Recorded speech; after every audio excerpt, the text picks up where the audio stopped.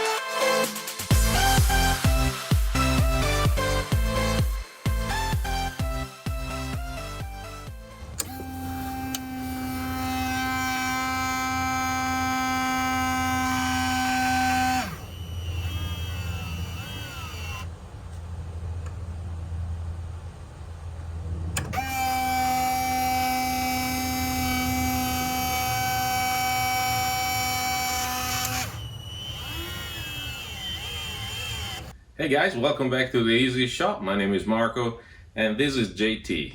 She's getting beautified, so please pardon the mess. My shop is a bit of a construction zone at the moment. And talking about construction, today I will share with you what happens during a pandemic when even seemingly good builders go bad. In this episode, I will be giving the proverbial finger to the KISS principle. Keep it simple, stupid, you know? And I will be adopting Marco's new principle that is, if it's worth doing, it's worth overdoing. And I will be turning one of the simplest devices on the plane, the landing light, into one of the most complex and failure-prone devices you can imagine. You gotta do what? You know, the landing light thing. So what? Who cares? I know, nobody cares. But is there anything wrong with the way the landing light comes down in a normal long easy? Nothing at all. We really need to tell you not to try to reproduce what I'm doing here, then get hurt and blame the weird guy on YouTube. Anyway, I am a trained professional, or at least I play one on YouTube, but the purpose of this video is to entertain you should you be self-isolating somewhere with nothing else but a laptop computer and an internet connection. Now, if there is one good thing about this mod is that we've replaced the rod with a linear actuator. And the linear actuator is a drop-in replacement. In other words, this is still the original bracket to which the rod was attached earlier. So we have been able to reuse the mounting location as well as the mounting location down below on the light. Now, the linear actuator is properly dimensioned for the loads that the light and the door will encounter at about 120 knots. Plus about a 50% margin. However, I haven't flown it yet because obviously JT is still grounded, so I cannot be sure that this system is gonna work the way I was hoping it would until I actually go out and fly. So the jury's still out on all of that. Did I mention this mod is a little complicated? Yeah, it took a lot of bits and pieces to make this modification work. And don't bother freezing the video. I will make this diagram available on my blog just as soon as I can get JT up in the air. In the meanwhile, I'll just show you how the system works and why I did things this way, although there's more than one way certainly of doing what I just did. So here comes the boring part, and don't say I didn't warn you, but this is the way things are gonna work. I have one switch here that gives power to the actuator control box in the nose. I'll show you that in a minute. Then there is a potentiometer here, slider potentiometer. I'll tell you all about it in a minute. We do have the actuator, and there is a switch on the stick. I hope you might be able to see. And it's got lights off, taxi, and landing light. I haven't finished putting labels on everything yet. There's also a indicator of the status of the landing light, more than the status, the position of the landing light, and I call it landing light and taxi light interchangeably. There's only one light in the long easy, and this is part of the problem. The taxi light that shine lights horizontally is not really good at shining light during landing when you want the light to be a little further down, not quite as horizontal as you're coming in with the nose eye. So this mod does something to solve this problem, and we shall see it in a second. Again, pardon the loose wires. What I'm trying to show you here is the control box that lives inside of this 3D printed box that I made. It does have 4 potentiometers in it, one that adjusts the speeds, one the accuracy, one the extension limit, and one the retraction limit of the linear actuator. Now let me turn things on and show you what is going on. So we got battery on. We are going to turn the arming switch to the linear actuator control box on. You can hear the linear actuator doing its little dance. One of the things that I don't like about keeping the linear actuator control box powered all the time is that it does this kind of dance. I mean, it's constantly looking for where the light is and how to keep it there and so on and so forth.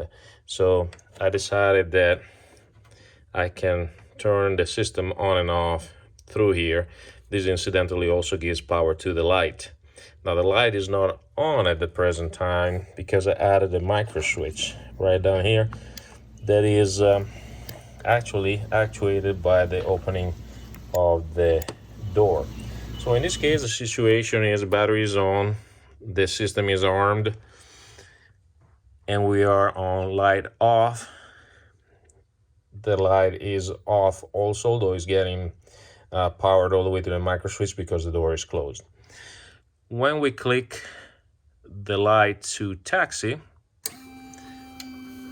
you'll see that the light is coming down. The micro switch allows electricity through to the light, and the light goes into the full deployed position. Now the full deployed position is controlled by one of the potentiometer in the red box as I showed you earlier, the extension potentiometer. So that can be adjusted from the nose. Obviously not in flight. Now one thing that you might want to have adjustable in flight is the position in the landing mode. So when you put the switch into landing light, what happens is the light goes through this potentiometer and you're able to adjust the position up or down as you need to illuminate the actual runway as you're coming down. I put it close to the throttle lever so I don't have to take my hands off the controls to fine-tune this potentiometer. Also, you can see that the indicator displays the position of the light into the fully deployed position. Now, I will flip this switch onto landing, and the potentiometer is like just halfway to nowhere. So just to show you how the landing light moves. So I'll flip the switch now,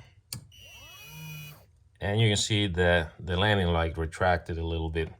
Now we're gonna move this potentiometer here. See if I can get both of them in the same shot.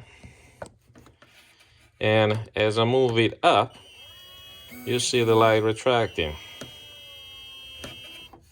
And I'll move it up some more. The light retracts some more. And I can pull it all the way up if I really want. Or vice versa, I can push it all the way down. Don't know what I would do that for, but the whole idea is that during your approach, you can find the perfect spot for your light and then leave it alone. Normally you wouldn't have to readjust that, although I fully expect everybody to be touching that control, so it might be something that I need to adjust every time that I go fly at night. Also, you can see the indicator light kind of shows you that we're not fully deployed there. Now, in any situation, say that we don't want the light on for a minute for whatever reason, we can always turn off the switch. That kills the power to the linear actuator control unit and kills the power to the light as well. So if you're taxiing around and you want to flash your light, or you don't want to illuminate something, or for whatever reason you want to turn the light off, it's still possible to do it that way. So now you want the light to come back on. The light is back on. You want to retract the light. You can retract the light. The light will turn itself off based on the micro switch. There you go. And it does a few more gyration and then settles on to the retracted position. Again, the retracted position and the extended position are adjustable from the red box with a little screwdriver. Now, you might not want to be staring at the position light, and so what you do in that situation is just turn the system off, turn the lights off, just the way you normally fly the airplane. Don't want to have things on for no good reason. Well, guys, I hope you enjoyed the little walk around tour of my lighting system.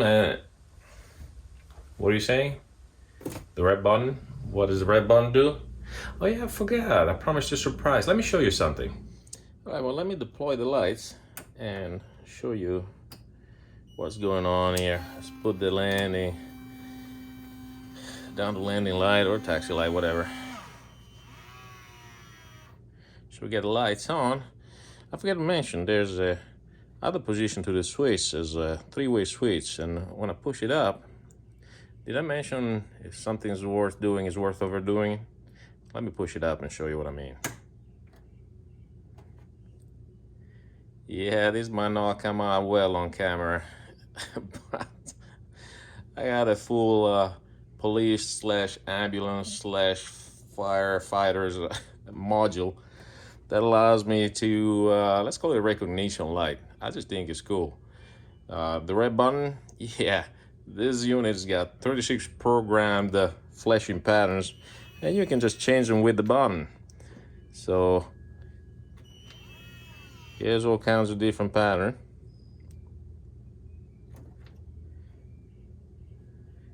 And yes, it would take two lights. Since I only have one, we're just doing one channel of this wig wagger type of thing.